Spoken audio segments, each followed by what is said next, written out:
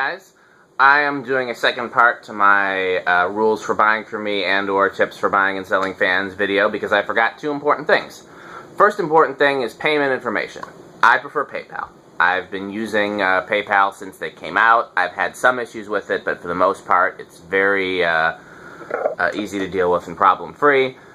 The fees that they take are not exorbitant, so you know, that's my preferred choice. And for fan sales, dspiffy@gmail.com. I prefer you send the deposit as a gift since it's not a refundable deposit. That way no fees are taken out and nobody loses anything. And then for buying the fans, you know, I would suggest you send as a payment for goods. I never suggest sending PayPal payments as, you know, that are meant to be a payment for an item as a gift, because you can open up all kinds of problems that way. I mean, obviously if you send it to me as a gift, it doesn't hurt me anything and I have no problem with that, but you know, just for the general saying, you know, I don't recommend doing that, because then if you ever do have a problem with the transaction, you have no recourse through PayPal. So just in general, always send your payment for goods as payment for goods rather than gift, but in the case where there's a deposit, again, then that's better to send as a gift or payment to family and friends or whatever they're calling it nowadays.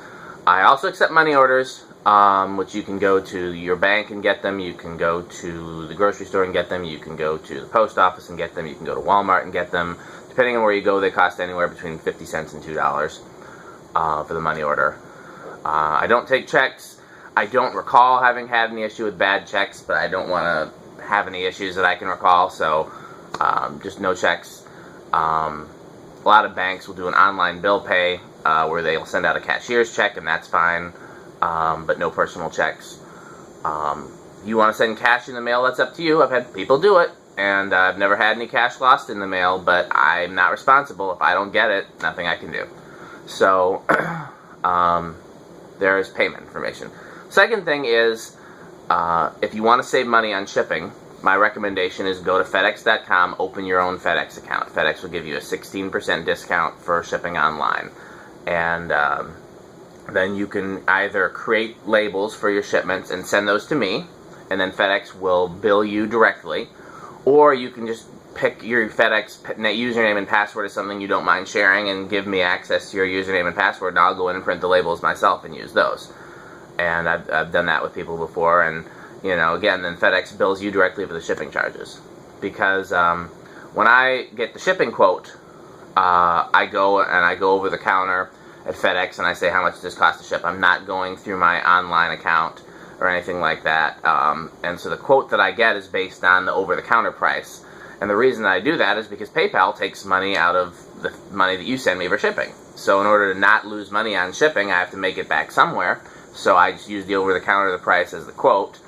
And then FedEx will hopefully charge me less than that when they actually bill me. I've never actually gone in to see if that's the case, but they're supposed to give you a discount for shipping online. The other thing is I tend to round up. So if I go to FedEx and they say, hey, your shipping for this box is $32.64, I'll tell you that the shipping is $35. That's how I do business. I round up to the nearest multiple of 5. Sometimes it'll be $34.99, sometimes it'll be $31.02. I'm usually going to round up to the nearest multiple of 5. And so, again, you're only going to be saving a couple bucks here and there, but especially if you're buying a ton of fans, it might be worth it. You might save 20 bucks total by going direct to FedEx.